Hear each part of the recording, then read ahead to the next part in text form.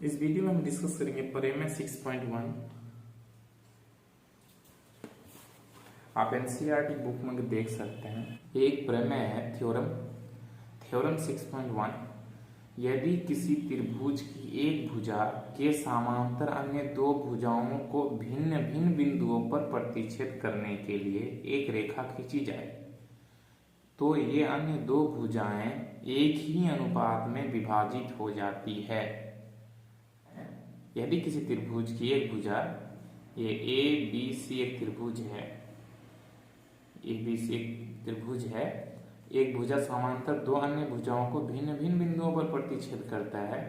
D B C का समांतर है, भिन्न भिन्न बिंदुओं पर प्रतिच्छेद किया, एक रेखा खींची गई तो दो भुजा एक ही अनुपात में विभाजित होगी। तो क्या करना है, A D by D B, ये अनुपात सिद्ध करें कि A D by D B is equal होगा ए ई बाई सी के। ये है थ्योरम 6.1 एनसीईआरटी बुक का ये है। चलिए इस थ्योरम को हम प्रूफ करते हैं। सबसे पहले आप थ्योरम देखिए। सबसे पहले आपको समझना है, मैं जिस तरीके से इसको सॉल्यूशन करूं आप उसी तरीके से स्टेप वाइज ही सॉल्यूशन करेंगे।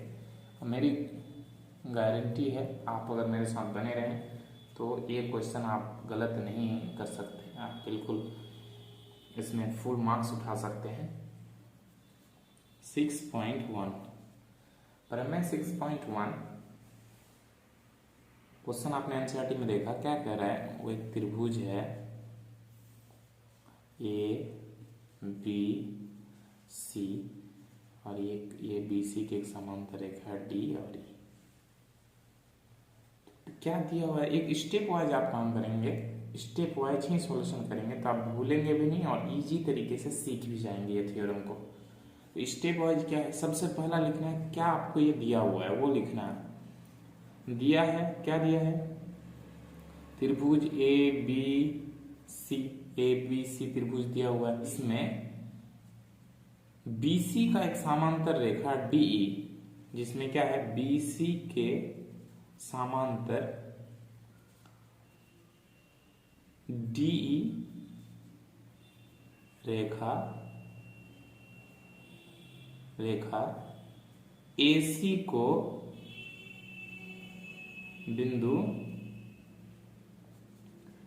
D पर और E को BC के समांतर DE रेखा AB को बिंदु D पर और AC को बिंदु E पर काटती है। हमें क्या दिया हुआ है, दिया है त्रिभुज ABC जिसमें BC के समांतर DE रेखा, ये जो DE रेखा है, रेखा AB को बिंदु D पर और AC को बिंदु E पर काटती है। ये हमें दिया हुआ है। तो सिद्ध क्या करना है, सिद्ध करना है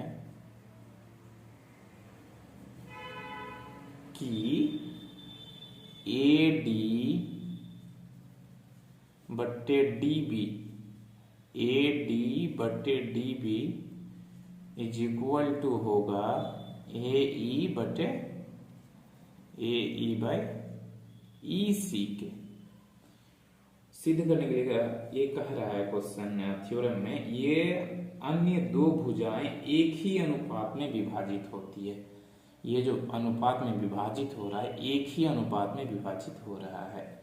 तो AD बाई DB, AD अनुपात DB इज इक्वल हो गया किसके, AE अनुपात EC के।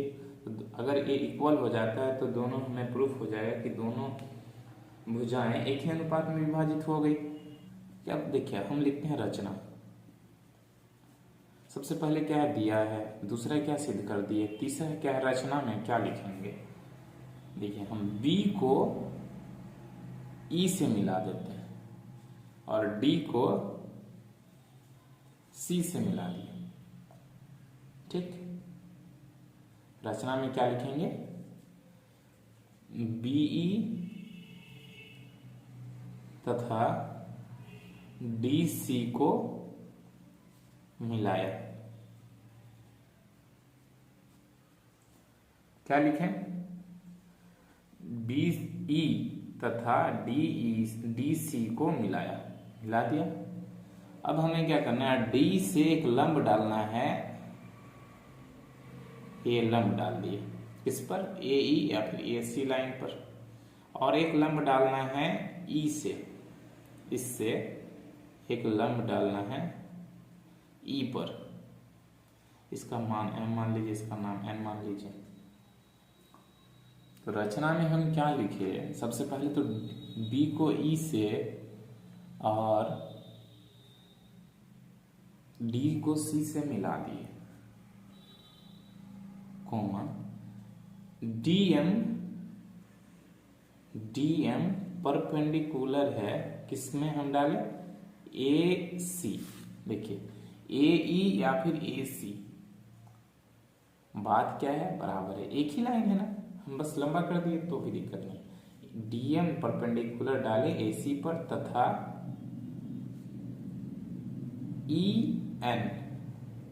EN परपेंडिकुलर लंब डाले किसमें, AB पर। DM परपेंडिकुलर AC तथा EN परपेंडिकुलर AB पर डाला। इतना समझ गए।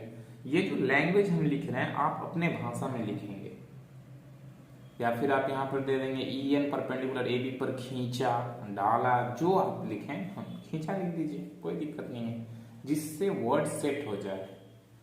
आप पहला स्टेप क्या करेंगे, दिया है क्या क्या आपको दिखा वो लिख दिए, फिर से भी क्या करना है वो आप लिख दिए, फिर क्या करना है, रचना में आप क्या लिख दिए, BE तथा DC को मिला दिए, फिर हम परपेंडिकुलर लंब डाल दिए, कोई दिक्कत। चलिए अब आगे क्या करना है, प्रमाण। अब हमें सिद्ध करना है। अब क्या लिखेंगे, प्रमाण।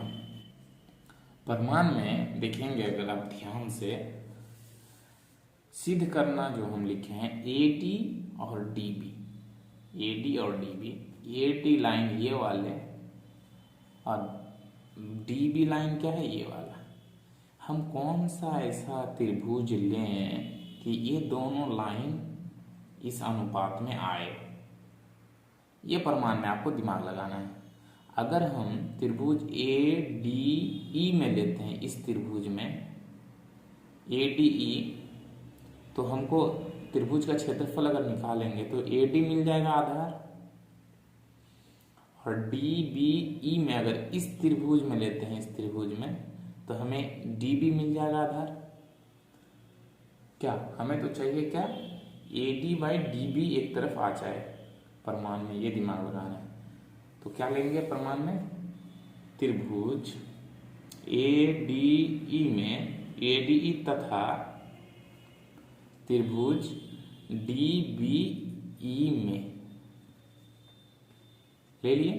तो देखिए एरिया अगर लेंगे, एरिया ऑफ त्रिभुज ADE, क्षेत्रफल जो होता है त्रिभुज का क्षेत्रफल, अनुपात करते हैं अगर एरिया ऑफ त्रिभुज DBE में त्रिभुज ADE का क्षेत्रफल बट्टे त्रिभुज DBE का क्षेत्रफल इज इक्वल टू क्या हो जाएगा, त्रिभुज ADE का क्षेत्रफल 1/2 क्या होता है त्रिभुज का क्षेत्रफल, 1/2 आधार गुना लंब, क्या, तो आधार गुना लंब। देखिए 1/2, अब आधार क्या होगा, यहाँ देखिए ADE में हम लंब क्या है यहाँ डाले हैं, तो इस त्रिभुज में लंब ये है, तो आधार कौन हो गया, AD, ठीक, इस त्रिभुज में AD, और लंब क्या हो गया, DM। एनी प्रॉब्लम, अगर दिक्कत है तो आप कमेंट बॉक्स में लिखेंगे या फिर आप व्हाट्सएप पे मैसेज कर सकते हैं। तो क्या हो गया, लंब AD गुने DM, लंब जो डाला गया, लंब वो आधार से ही लंब गया हुआ है D से, तो इसीलिए AD लंब आधार हुआ। अब आगे दूसरा त्रिभुज देखेंगे, ध्यान से देखेंगे अगर DEB में ये लंब था, इस त्रिभुज के लिए कौन सा लंब हो जाए, आधार हो जाएगा इस त्रिभुज के लिए ये DB, और DB आधार हो जाएगा। तो लंब कौन सा होगा, ये वाला DM। इस लंब के लिए आधार क्या हो गया, DB। तो अब क्या लिखेंगे, 1/2 इंटू आधार क्या हो गया DB और लंब क्या हो गया DM। यानी प्रॉब्लम, तो देखिए ये DM कट गया और ये 1/2 कट गया। तो हमें क्या मिला, एरिया ऑफ त्रिभुज ADE बाय एरिया ऑफ त्रिभुज DBE is equal to AD by DB। इसको आप मान लीजिए समीकरण फर्स्ट। सिद्ध करना था त्रिभुज AD बाय DB एक तरफ का आ गया। अब हमें ये लाना है, जब ये लाना है तो अब कौन सा त्रिभुज लेंगे कि AE और EC दोनों आए, इंपॉर्टेंट है ना। तो अब क्या करेंगे, अगर हम त्रिभुज AED को लेते हैं इस त्रिभुज को, और त्रिभुज DEC इस त्रिभुज को लेते हैं, तो ये दोनों लाइन आ जाएगा आधार में। यानी प्रॉब्लम हमें लंब है दिया हुआ, मिले, हम खुद रचना किए हैं। इसीलिए अब आगे क्या करेंगे, आगे अब त्रिभुज ADE तथा त्रिभुज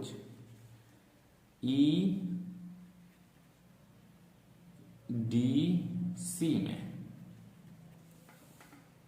त्रिभुज ADE तथा EDC में C में क्या हो जाएगा, एरिया ऑफ त्रिभुज ADE बाय एरिया ऑफ त्रिभुज EDC इज इक्वल टू त्रिभुज का क्षेत्रफल 1/2 इंटू, अब आधार गुना लंब। ये इंपॉर्टेंट है, आधार खोजना आपको। देखिए ये जो लंब है EN लंब जो है, ये AE को आधार मानकर EN को लंब खींचे। तो AE आधार हो गया, लंब EN हो गया, और इस त्रिभुज के लिए आधार क्या हो गया EC, लंब क्या हो गया EN। AC से हमने लंब खींचा EN, तो AE लंब आधार हो गया, और इस त्रिभुज के लिए EC क्या हो गया, EC आधार हो गया। हमने फॉर्मूला क्या लगाना है, 1/2 इंटू AE, अब क्या चाहिए, लंब EN बाय इस त्रिभुज के लिए 1/2 इंटू क्या हो जाएगा आधार EC इंटू EN। ये कट गया और ये कट गया। हमें क्या मिला, एरिया ऑफ त्रिभुज ADE बाय एरिया ऑफ त्रिभुज EDC is equal to AE by EC। इसको आप सेकेंड मान लीजिए। सिद्ध करना क्या है, AD by DB is equal to AE by EC सिद्ध करना है। हमें क्या मिला, समीकरण सेकेंड में AE बाय EC मिल गया। अब देखिए, अगर इधर ये दोनों अगर बराबर होता है, इस दोनों बराबर होने के लिए ये लेफ्ट साइड भी आपको बराबर होना पड़ेगा। लेकिन आप अगर ध्यान से देखेंगे, त्रिभुज ADE, एरिया ऑफ त्रिभुज ADE, और यहाँ भी त्रिभुज ADE है, बराबर है। नीचे देखिए त्रिभुज DBE और त्रिभुज EDC ये सेम नहीं है। अगर ये सेम रहता तो हम अभी समीकरण फर्स्ट और सेकेंड से प्रूफ कर देते, लेकिन ये दोनों अलग अलग है। इसके लिए आपको क्या करना होगा, इस त्रिभुज को इस त्रिभुज के इक्वल करना होगा। त्रिभुज ADE तो सेम है दोनों के लिए, हमें क्या करना है, त्रिभुज DBE इस त्रिभुज का इक्वल करना है त्रिभुज EDC का। ये त्रिभुज इक्वल होना चाहिए इस त्रिभुज के। हमें क्या क्या दिख रहा है, देखिए आप अगर ध्यान देंगे, DEB त्रिभुज DE के ये जो लाइन है ये, और EDC त्रिभुज जो है इसी लाइन पे है। तो देखिए डीई का जो आधार, डीई आधार त्रिभुज बीडीई का और डीई आधार त्रिभुज डीईसी का, तो एक ही आधार पर हो गया, एक ही आधार पर और समांतर लाइन डीई और बीसी के बीच स्थित है। दो कंडीशन सेम हो गया, एक तो आधार सेम हो गया, एक ही आधार पर दोनों त्रिभुज है, और एक क्या है, समांतर लाइन जो है के बीच दोनों त्रिभुज मौजूद है। इसीलिए ये दोनों का जो एरिया होगा वो दोनों क्या होगा, एक होगा, सेम हो जाएगा। त्रिभुज डीबीई और त्रिभुज ईडीसी एक ही आधार डीई तथा समांतर रेखा बीसी और डीई के बीच स्थित है। इसीलिए ये चूकी कर दीजिए, इसीलिए एरिया ऑफ त्रिभुज डीबीई इज इक्वल हो जाएगा एरिया ऑफ त्रिभुज ईडीसी के। एक ही आधार है डी और दोनों त्रिभुज एक समांतर रेखा के बीच में ही स्थित है, इसीलिए दोनों का जो एरिया होगा इक्वल हो जाएगा। इसीलिए हम क्या लिख सकते हैं, जब एरिया इक्वल हो जाएगा तो समीकरण 2 जो लिखे हैं उसको क्या कैसे लिख सकते हैं, एरिया ऑफ, समीकरण 2 जो लिखे हैं ए त्रिभुज A D E by area of E D C को हम डी बी ई लिख सकते हैं, त्रिभुज D B E is equal क्या हो जाएगा, ए ई बाय ई सी। इसको आप समीकरण 3 मान लीजिए और यहां लिख दीजिए समीकरण 3 से हमने क्या किया, समीकरण 3 से त्रिभुज डी बी ई को ई डी सी को त्रिभुज डी बी ई में लिखा। इसको मान लीजिए समीकरण 4, इसको क्या समीकरण 4 मान लीजिए। अब क्या लिखिए, तो अब हमें क्या मिल गया, समीकरण 1 तथा 4 से क्या, समीकरण 1 तथा 4 से समीकरण 4 क्या है, एरिया ऑफ त्रिभुज एडीई बाई एरिया ऑफ त्रिभुज बीडीई लेफ्ट साइड में है, ये है फर्स्ट समीकरण, तो एरिया ऑफ त्रिभुज एडीई बाई डीबीई, इसका मतलब ये एरिया दोनों सेम हो गया। हमें इधर वाला प्रूफ करना, अगर लेफ्ट साइड समीकरण का बराबर होता है तो राइट साइड भी इक्वल हो जाएगा, तो इक्वल हो जाएगा तो क्या हो जाएगा, इसीलिए A D by D B is equal हो जाएगा ए ई बाय ई सी। यही तो हमें प्रूफ करना था ना, प्रूफ। कोई भी दिक्कत हो तो आप व्हाट्सएप पे मैसेज कर सकते हैं या कमेंट बॉक्स में लिख सकते हैं। Thank you for watching.